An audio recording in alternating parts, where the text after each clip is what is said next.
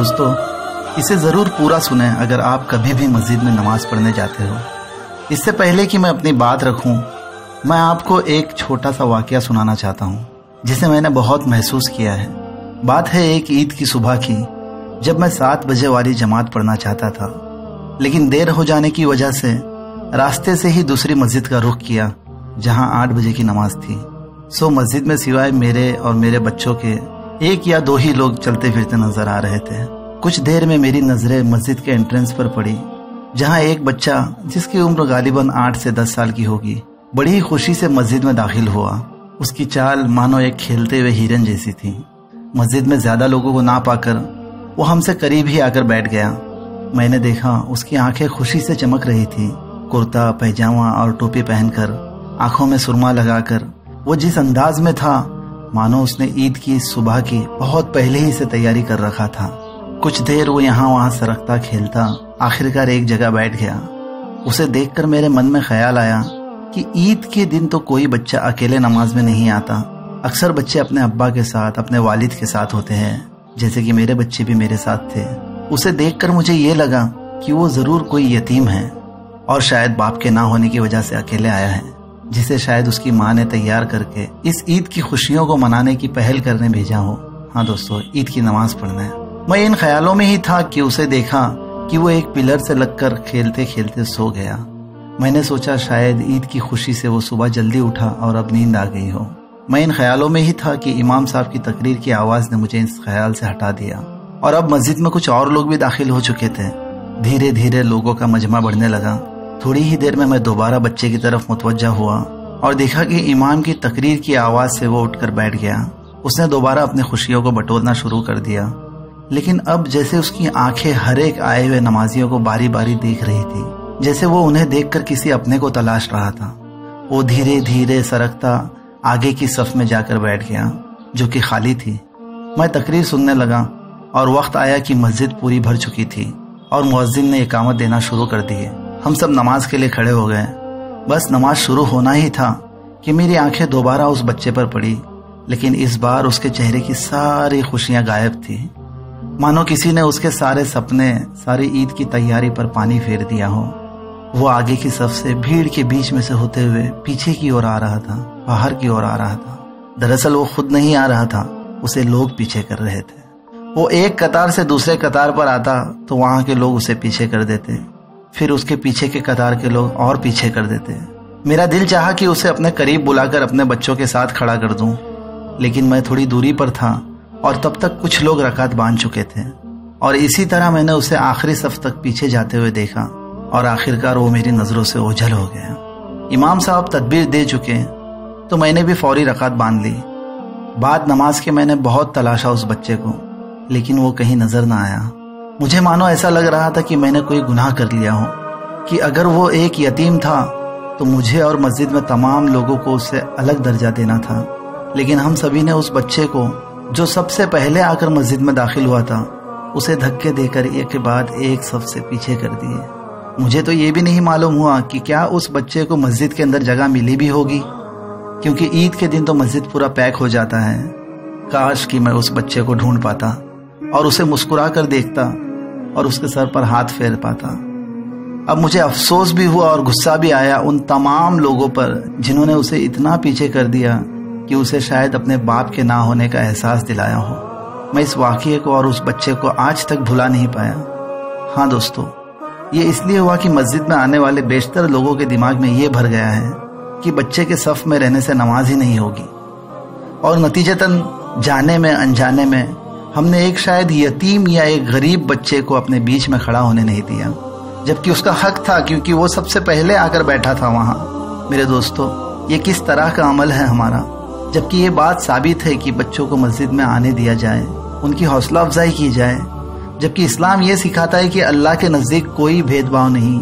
یہی نہیں، میں تو ہر نماز میں ان بچوں کو دیکھ کر افسوس کرتا ہوں، ان لوگوں پر، ان بزرگوں پر اور جوانوں پر جو ہمیشہ بچوں کو بنا حکمت کے ساتھ ایسے پیچھے دھکیلتے ہی کہ بچوں کی آنکھیں دیکھ کر لگتا ہے مانو وہ بددعائیں دے رہی ہے، مانو ان کے کانفیڈنس کو کسی نے تیز چھری سے چیر دیا ہو۔ اب اس معاملے پر چونکہ ہمارے امام بھی بہت زیادہ نصیحت نہیں کرتے لوگوں کو، سو یہ معاملہ ایسا بن گیا ہے کہ بچوں کو जिनकी उम्र 10, 12 यहाँ तक कि 15 वालों को भी पीछे कर देते हैं। यहाँ तक कि बच्चे नमाज शुरू कर चुके तब भी उन्हें उठाकर या धकेल कर पीछे कर देते हैं, और जब पीछे के सफ में दूसरे बड़े आते हैं तो वो वापस उन्हें पीछे कर देते हैं, और फिर यही सिलसिला जारी रहता है यहाँ तक कि बच्चे एकदम से पीछे हो जाते हैं।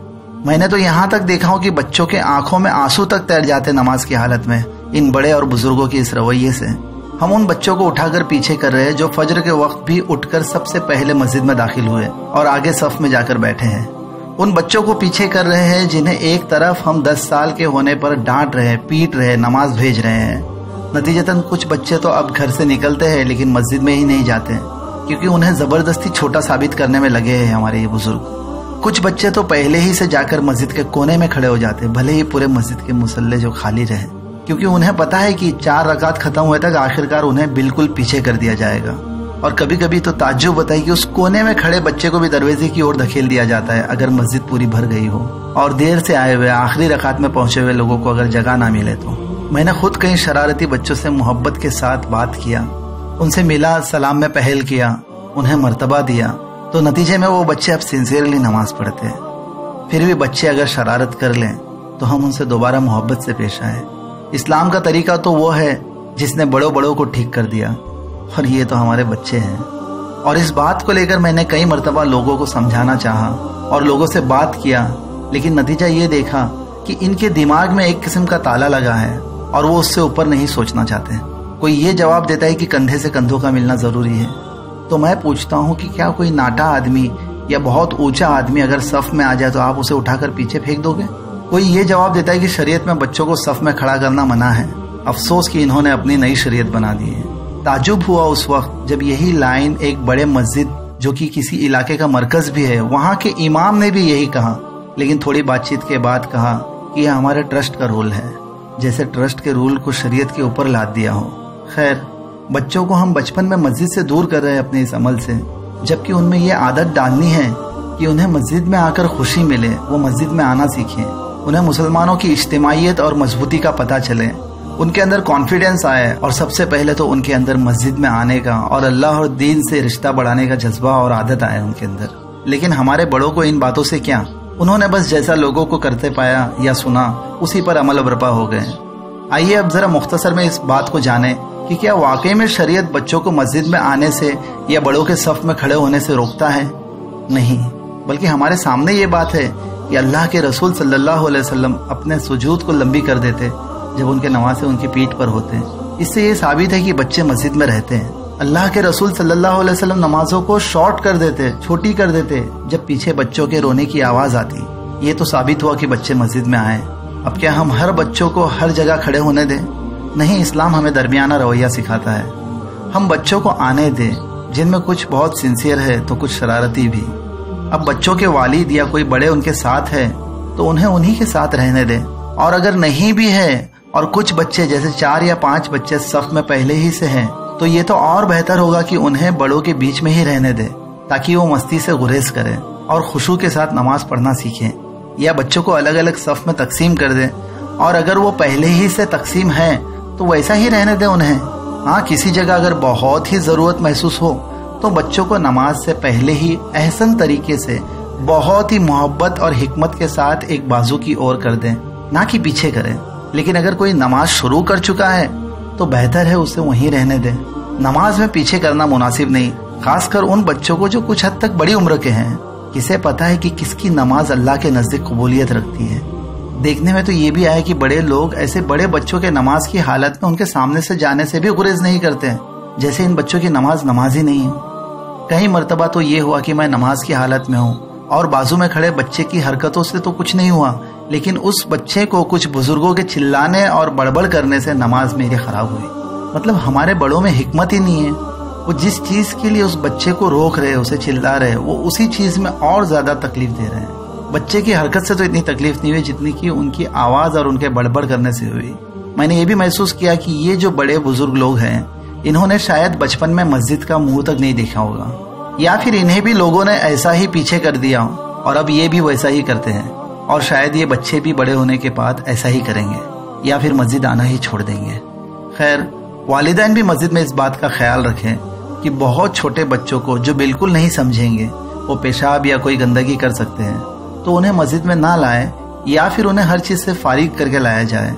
और वालिदैन का ये भी अहम रोल हो कि वो अपने बच्चों को हमेशा खास कर मस्जिद भेजने से पहले मस्जिद का एहतराम करना सिखाए, मस्जिद के एथिक्स को रिमाइंड करे ताकि बच्चे भी सही तरीके से नमाज पढ़े और मस्जिद को जो अल्लाह का घर है वहाँ शरारत और मस्ती करने से गुरेज करें और दूसरे नमाजियों की नमाज में भी डिस्टर्बेंस ना करें। लेकिन मैं सबसे ये दरख्वास्त करूंगा कि मस्जिद आए हुए बच्चों के साथ हिकमत से पेश आए और जो बच्चे पहले ही से आकर आगे की सफ में हो तो हमें यह हक नहीं है कि हम नमाज शुरू होने के बाद या बिल्कुल आखिर में आकर उन बच्चों को पीछे धकेल दें।